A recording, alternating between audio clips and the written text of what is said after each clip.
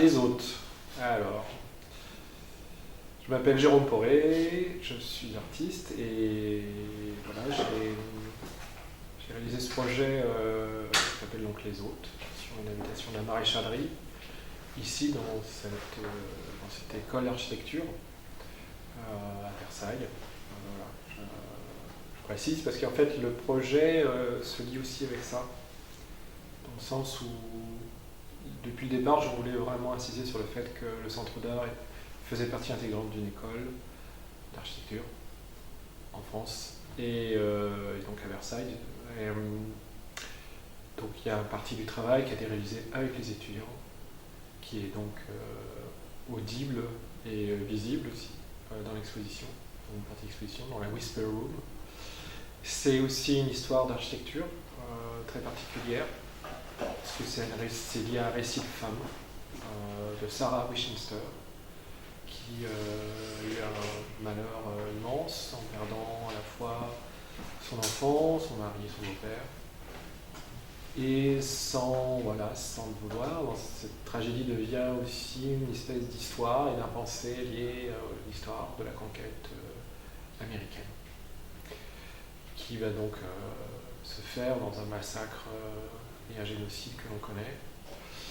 Et en même temps bouleversé par des technologies, de nouvelles formes d'industrialisation, de nouvelles formes de prégnance et de médium, dans tous les sens du terme. Et voilà, Sarah Winchester va être complètement contemporaine de tout ça. On va être dans les années 1840, 60, 80, c'est-à-dire en plein spiritisme. Et cette femme va traverser ce siècle avec une hantise qui va s'achever et prendre forme et habiter, se construire avec et autour d'elle, dans une maison. Une maison qui va donc être une forme qui va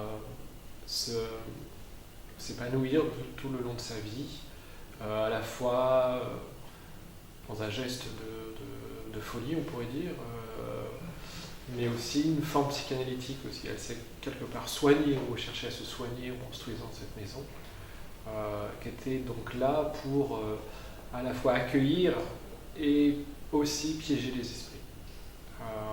Puisque à la mort de sa famille, un médium lui a dit que c'était la faute de cette famille en question, puisque Winchester est aussi le nom donné à la carabine à répétition, qui va donc aider beaucoup plus rapidement à la conquête du territoire des Amérindiens, et va aussi massacrer autant d'Indiens que de bisons.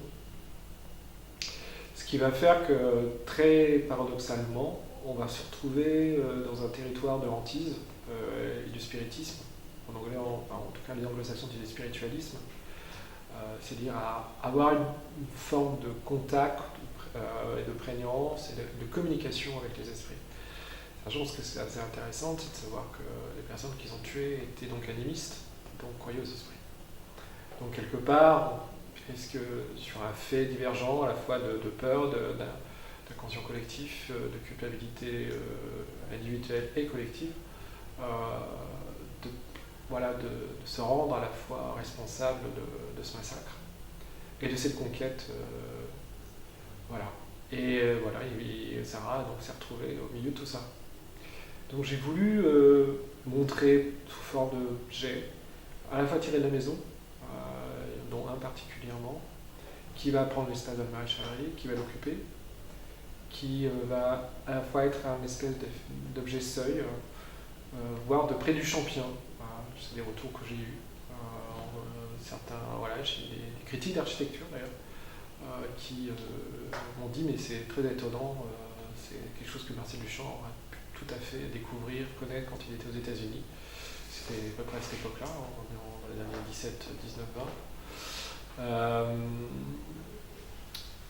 Des objets comme ça qui traversent à la fois cette maison qui existe toujours, elle est vraiment là, elle est devenue un patrimonial américain, c'est-à-dire un parc d'attractions.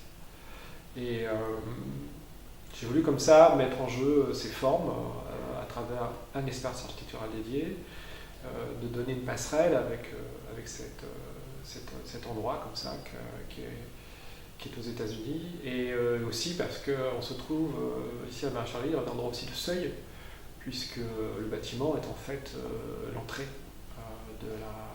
des anciennes écuries.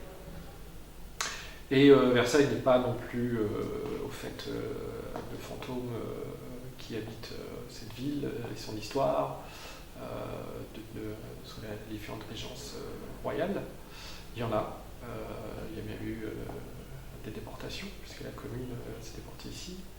Donc il y a une forme aussi en parallèle aussi autour de ça. Voilà, qui s'inscrit, et on peut dire qu'il y a une espèce de lumière qui est là, qui à la fois est là pour donner l'hospitalité, ouvrir et donner une espèce de lumière à tout ça sous une forme qui est une lampe sodium. Donc parmi les projets qui ont été faits avec l'école, il y a cette passerelle qui s'est faite avec quelques étudiants qui bénévolement sont venus pour être sous hypnose. Voilà, ce qui est un des médiums qui était utilisé par les spirites et les médiums de l'époque. Qui est un peu une base, une touche fondamentale à la fois une écriture, une esthétique, une sociologie, et maintenant une médecine véritablement, puisqu'on l'utilise. Donc l'idée c'était de les mettre dans un état second, hein, c'était très léger. J'ai fait appel à Marie Lizel, qui est hypnologue, pour les mettre dans cet état. Et je ne leur ai pas du tout raconté l'histoire de Winchester, je ne voulais pas les bloquer dans un récit de fantomatique, tout ça. On est plutôt sur quelque chose de très, très pédagogique en fait. On est parti de Bachelard, Gaston Bachelard, avec la politique de l'espace, que je trouve un objet à la fois très beau, qu'on peut l'emprendre de différentes façons, parce que lui il était très épris de poésie, donc l'écriture des espaces était dans l'intertexte en fait, au même titre que ce qui déclinait dans les symboliques de l'immatérialité, du feu, de la lumière et tout ça. Et dans la politique de l'espace, il est question d'endroits qui sont plutôt affectés, le grenier, la cave, etc., qui sont des espaces qui disparaissent de plus en plus dans le construit, dans le bâti. Donc c'est intéressant de les emmener sur ce territoire-là, au travers d'une mémoire potentielle.